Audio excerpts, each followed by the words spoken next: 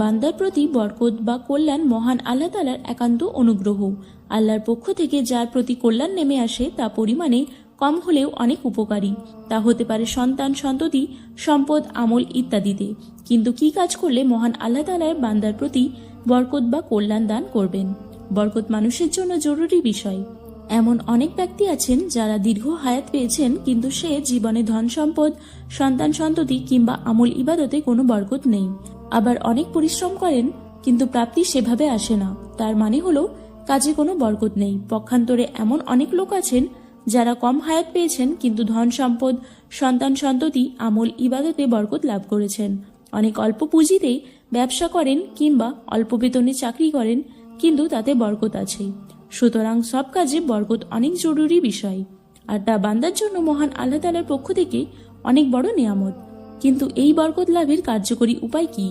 হ্যাঁ, কুরআন সুন্নাহর আলোকে এমন অনেক আমল আছে যা করলে মহান আল্লাহ তাআলা বান্দার প্রতি বরকত তথা কল্যাণ দান করেন। কুরআন সুন্নাহর এই আমলগুলো হতে পারে জীবনে বরকত লাভে চাবি। তা থেকে জীবনে বরকত লাভের 10টি আমল তুলে ধরা হলো।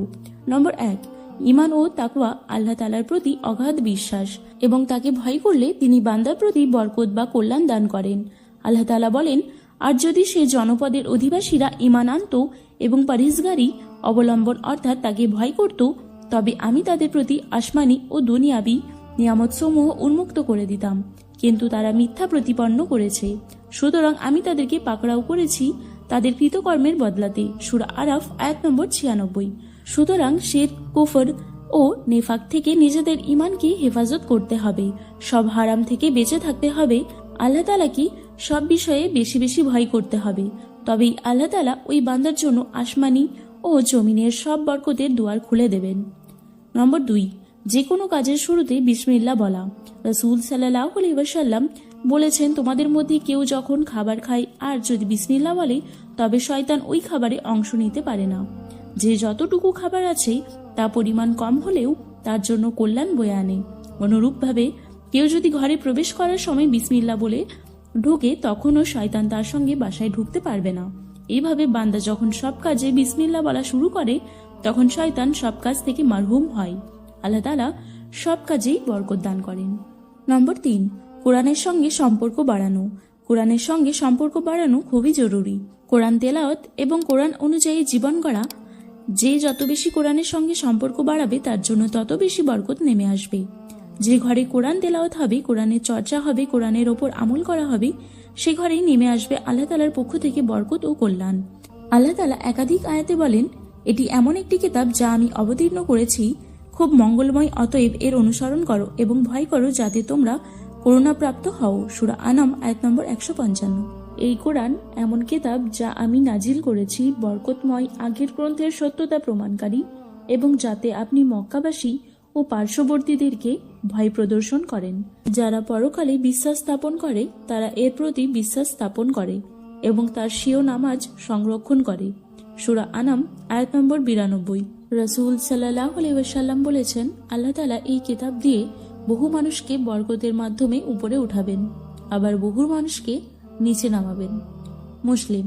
অর্থাৎ যা কোরআনুল করিমে অনুসরণ করবেন তাদের জন্য এই কিতাব হবে বরকতের কারণ, আর যারা এই থেকে দূরে সরে যাবে তা হবে তাদের জন্য অমঙ্গলজনক হওয়ার কারণ।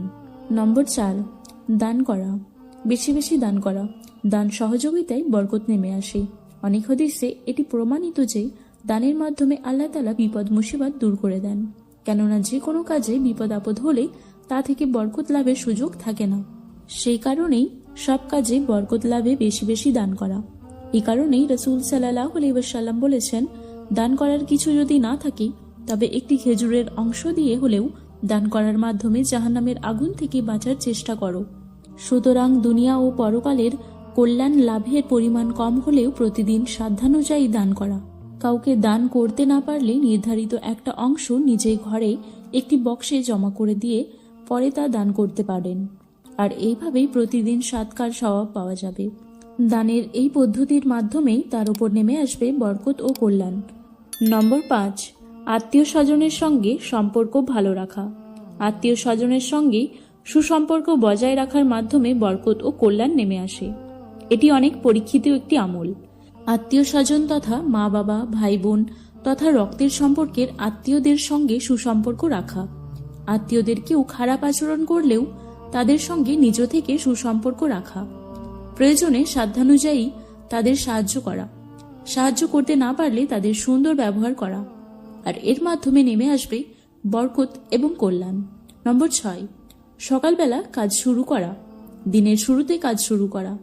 যদি কারো অফিস, আদালত, ব্যবসা বাণিজ্য একটু বেলা করে হয় তাতে কোনো অসুবিধা নেই, বরং নিজের ঘরের কাজ দিয়ে হলেও সকাল সকাল কাজ শুরু করা। কেননা সকালবেলার কাজে আল্লাহ তাআলা বরকত দান করেন। রাসূল সাল্লাল্লাহু আলাইহি ওয়াসাল্লাম দোয়া করেছেন আল্লাহ তাআলার কাছে, ইয়া আল্লাহ, আপনি আমার উম্মতকে সকালবেলা বরকত দান করবেন। অন্য বর্ণনায় এসেছে তিনি বলেছেন, আমার উম্মতের জন্য সকালবেলার সময়টাতে বরকত দেওয়া হয়েছে। সুতরাং কেউ যদি সকালের সময়টিতে ঘুমিয়ে থাকে তবে কিভাবে বরকত আসবে? এই কারণেই দিনের শুরুতে মহান আল্লাহ তাআলার নাম নিয়ে কাজ শুরু করা জরুরি। এর মাধ্যমে বরকত ও কল্যাণ আসে। নম্বর 7, নামাজ পড়া। নিজেকে যেমন প্রত্যেক ওয়াক্তের নামাজ পড়তে হবে, ঠিক তেমনই পরিবারের লোকেদের নামাজ পড়ানোর ব্যাপারে বিশেষ ভূমিকা রাখতে হবে। নামাজের নির্দেশ দিতে হবে, কেননা এমন অনেকেই আছেন যে নিজে নিয়মিত নামাজ পড়েন কিন্তু পরিবারের সদস্যদের নামাজের ব্যাপারে কোনো খোঁজ রাখেন না। আল্লাহ তাআলা বলেন, আপনি আপনার পরিবারের লোকেদের নামাজের আদেশ দিন এবং নিজেও এর উপর অবিচল থাকুন। আমি আপনার কাছে কোনো রিজিক চাই না, আমি আপনাকে রিজিক দিই এবং আল্লাহকে ভয় করার পরিণাম শুভ তথা কল্যাণকার। সূরা তাহা আয়াত নম্বর 132। নম্বর 8, আল্লাহর ওপর ভরসা করা। বরকত লাভের অন্যতম চাবি বা আমল হলো আল্লাহর ওপর ভরসা করা। মুমিন যত বেশি আল্লাহর ওপর ভরসা করবে তত বেশি তাকে সাহায্য করবেন আল্লাহ তাআলা। পক্ষান্তরে আল্লাহর প্রতি আস্থা, নির্ভরতা বা ভরসা যত বেশি কমবে সে তত বেশি অপমানিত ও লাঞ্ছিত হবে। বিপদে অনেকেই আল্লাহর প্রতি আস্থা হারিয়ে ফেলেন। অনেক সময় আল্লাহর প্রতি নানান মন্তব্য শুরু করেন। না, তা কোনোভাবেই ঠিক নয়। কেননা রাসূল সাল্লাল্লাহু আলাইহি ওয়াসাল্লাম বলেছেন, আল্লাহর প্রতি যেমন ভরসা বা আস্থা রাখা দরকার, ঠিক তেমন তোমরা যদি সেই মাপের আস্থা রাখতে পারো তাহলে আল্লাহ তাআলা পাখিকে যেভাবে রিজিক দেন ঠিক তোমাদেরকে তেমনই রিজিক দেবেন। সুতরাং জীবনে সব ব্যাপারে কাজের পাশাপাশি বরকত লাভে শুধুমাত্র আল্লাহ তাআলার ওপরই ভরসা করা জরুরি। সব কাজে যার ভরসা যত বেশি হবে তার বরকত লাভও তত বেশি হবে। নম্বর 9, বেশি বেশি ইস্তেগফার করা। জীবনে বরকত লাভের অন্যতম আমল হলো বেশি বেশি ক্ষমা প্রার্থনা করা। এর কোনো হিসাব বা সংখ্যা বা সময় নির্ধারণ করে করা যাবে না, বরং জীবনের প্রতিটি মুহূর্তে ইস্তেগফার করা। পুরো ইস্তেগফার করতে না পারলে অন্তত এইটুকু বলা, আস্তাগফিরুল্লাহ, আস্তাগফিরুল্লাহ, আস্তাগফিরুল্লাহ। যখন এই ইস্তেগফার পড়ার সময় এই বিষয়টি মনে অনুভব করবেন যে সব অন্যায় অপরাধ থেকে আল্লাহর কাছে ক্ষমা প্রার্থনা করছি, কেননা ক্ষমা প্রার্থনা মন মানসিকতাই থাকে আলাদা। আল্লাহ তাআলা বান্দার সেই মানসিকতাই তাকে ক্ষমা করে দেন, বরকত দান করেন। কেননা আল্লাহ তাআলা নূহ আলাইহিস সালামের ইস্তেগফারের বর্ণনা তুলে ধরেছেন যে ইস্তেগফারের মাধ্যমে পাওয়া যায় অসংখ্য বরকত। আল্লাহ তাআলা বলেন, অতঃপর বলেছি তোমরা তোমাদের পালনকর্তার কাছে ক্ষমা প্রার্থনা করো, তিনি অত্যন্ত ক্ষমাশীল। তিনি তোমাদের ওপর অজস্র বৃষ্টিধারা ছেড়ে দেবেন, তোমাদের ধন সম্পদ ও সন্তান সন্ততি বাড়িয়ে দেবেন, তোমাদের জন্য উদ্যান স্থাপন করবেন এবং তোমাদের জন্য নদী নালা প্রবাহিত করবেন। সূরা নূহ আয়াত নম্বর 10-12। রাসূল সাল্লাল্লাহু আলাইহি ওয়াসাল্লাম বলেছেন, যে ব্যক্তি ইস্তেগফার ধরে রাখবে সব কঠিন অবস্থায় আল্লাহ তাআলা বের হওয়ার পথ দেখিয়ে দেবেন। সব পেরেশানি থেকে আল্লাহ তাআলা তার জন্য প্রশস্ততার পথ বের করে দেবেন। সুতরাং একবার দুইবার পড়া নয়, বরং সবসময় ইস্তেগফার পড়ার মাধ্যমে দুনিয়া বরকত ও কল্যাণ লাভ করার চেষ্টা অব্যাহত রাখা। নম্বর 10, সালামের ব্যাপক প্রচলন করা। পরিপূর্ণ, সুস্পষ্ট, বিশুদ্ধ সালামের ব্যাপক প্রচলন করা বরকত লাভের অন্যতম মাধ্যম। পরিপূর্ণ সালাম হলো আসসালামু আলাইকুম ওয়া রাহমাতুল্লাহি ওয়া বারাকাতুহু। এর অর্থ হলো আপনার উপর শান্তি, রহমত ও বরকত বর্ষিত হোক। এই সালের পুরোটাই শান্তি, রহমত ও বরকতের দোয়া। যারা নিয়মিত বেশি বেশি সালামের ব্যাপক প্রচলন করার চেষ্টা করেন, ঠিক সালামের উত্তরদানকারী ব্যক্তিও ঠিকই একই দোয়া করেন আপনার ওপরও শান্তি, রহমত ও বরকত নাজিল হোক।